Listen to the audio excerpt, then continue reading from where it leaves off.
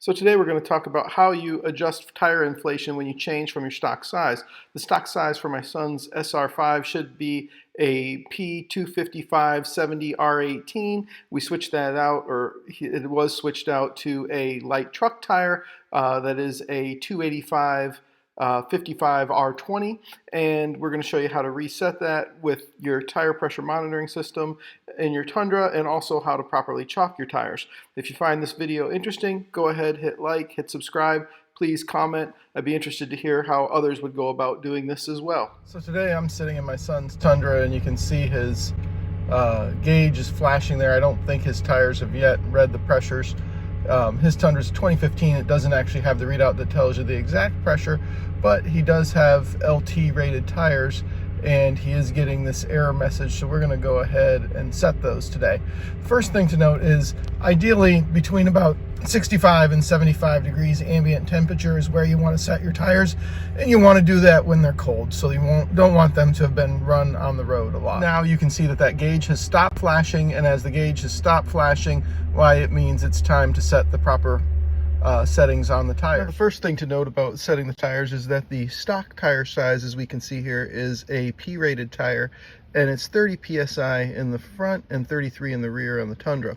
And when we look at our ratings up here, if we look at our front axle rating, we see that's 3,900 pounds, and our rear axle is 4,150.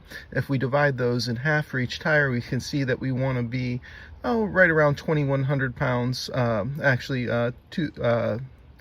2,075 in the rear, and about 1,950 in the front will give us approximately the correct tire ratings.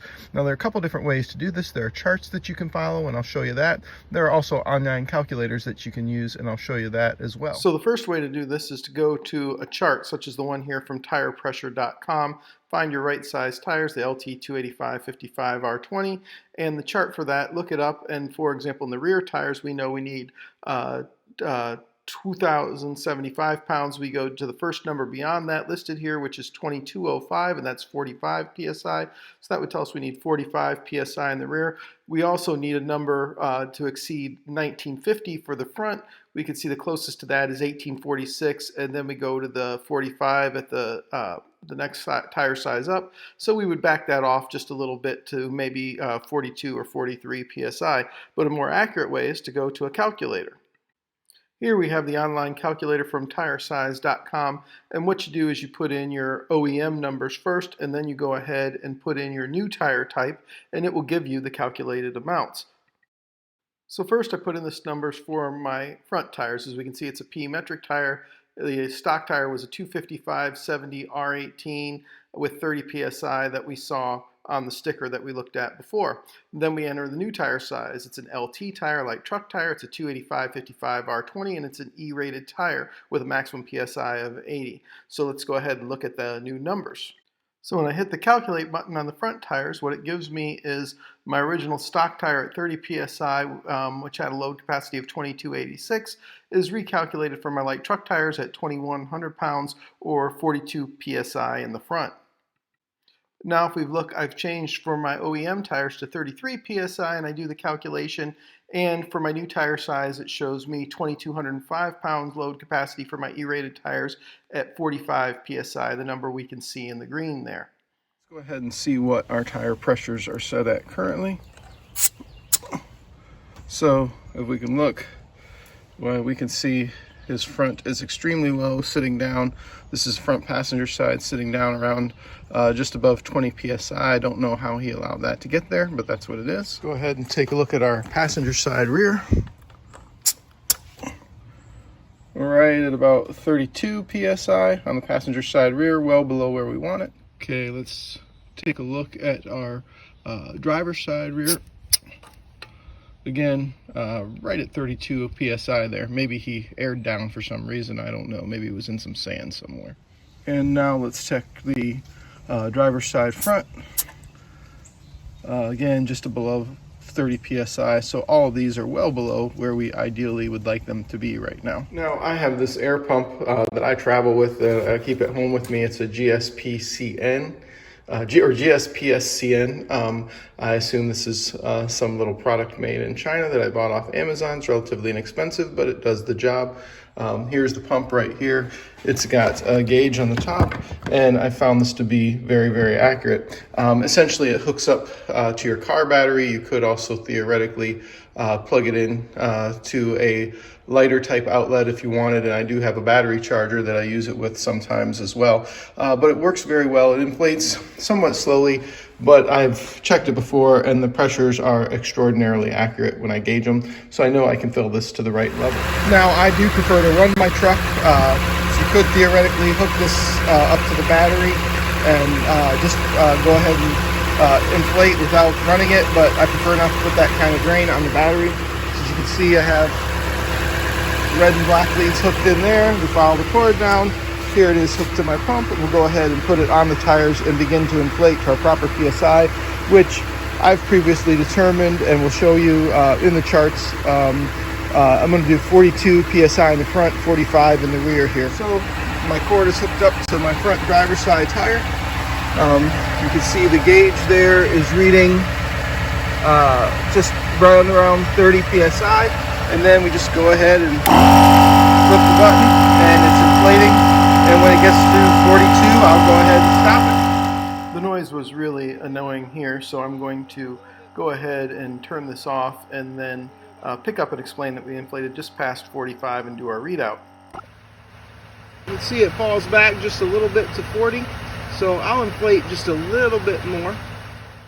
So now I'm going to begin filling again, and when I'm reach a point where I turn it off and it reads 42 PSI on the meter, we're going to go ahead and check it with our actual tire gauge and verify that's where we're at. All right, let's go ahead and check and see where we're at here.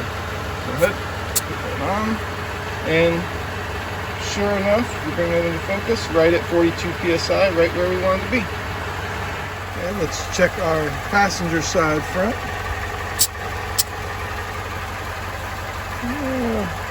Right at 40, could maybe use just a little more. We'll check it one more time before we put a little more. Let's go ahead and check again after 30 seconds more.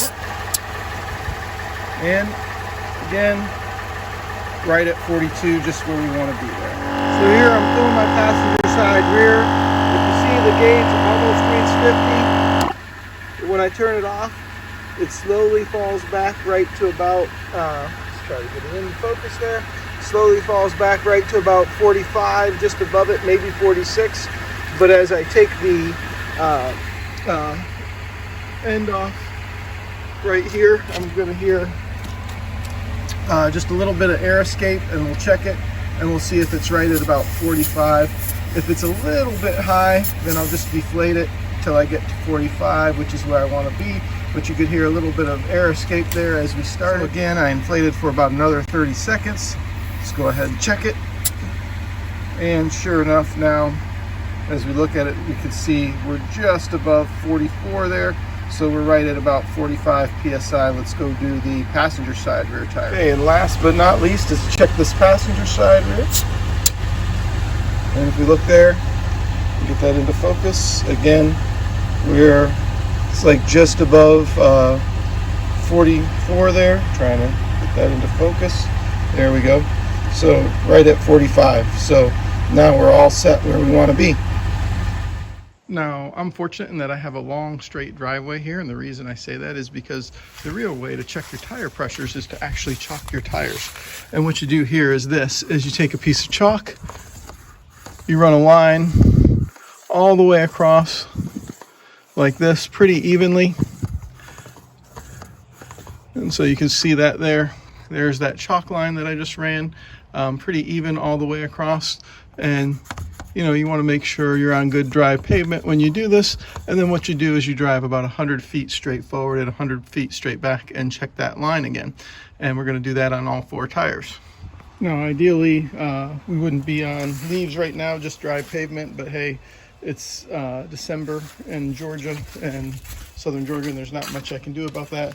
But as you can see, we've got some even strips across all four tires, and what we're going to do is drive straight up, straight back, and then take a look at those strips. So as we got out and we look here at this first one, why, we can see this is the first one we did. We can see that the chalk is even on the whole area. If the chalk was worn out on the ends, that would mean the tire were underinflated. If it was worn out in the middle, it would mean it was overinflated. So it does seem to be inflated just perfectly there. Similar, we can see on our front driver's side tire, our chalk line seems to have remained pretty even the whole way across. This is our passenger side front tire. We can see again, chalk appears to be pretty even there. And if we walk to the passenger rear, again, the chalk line pretty even. So that's the way you chalk your tires to make sure that you're not overinflated or underinflated. Everything seems to be good, and we can go ahead and reset our tire pressures now. So we can see here, it's hard to see in the light. I'll try to show it. It says maintenance required, and we can see our check engine lights on. That's because we also need to do an oil change on this vehicle. But we can also see that the tire pressure monitor is still on. Now, in order to get that off, what you have to do, you have to turn the vehicle on, and then there's a reset button for your tire pressures. You can see we have this aftermarket trailer brake controller down here. So this is down by the driver's right knee, below the switches here. And if we go down, there's a little button right here. Here's the way, once you've got it all set, that you reset the tire pressure monitor system in this vehicle. What you do is you turn it to the on position, but you don't actually turn it on. And then we'll wait for it to stop beeping about the seatbelt here as we're just sitting here. But then what you do is, like we talked about, there is a reset button right down here, driver's side, way down there. And what I'm going to do is just hold that button in until we see 3 slow beeps. There we go, or 3 slow flashes, I should say. Then I let go and it should be reset. Now, what I'll do is I'll leave it in the on position. The recommendation in the owner's manual is that you leave it in the on position for just a few minutes. We'll go ahead and do that, but I won't make you wait through all that. And then we'll go ahead and start it back up. Okay, so let's go ahead and start the vehicle back up. We'll see it's gonna beep about the seatbelt here again for a second. But as you can see, the tire pressure monitor system has now been reset, and it's reset to the new settings, which were 42 in the front and 45 in the rear for my son's LT light truck tire 285 55 R20s.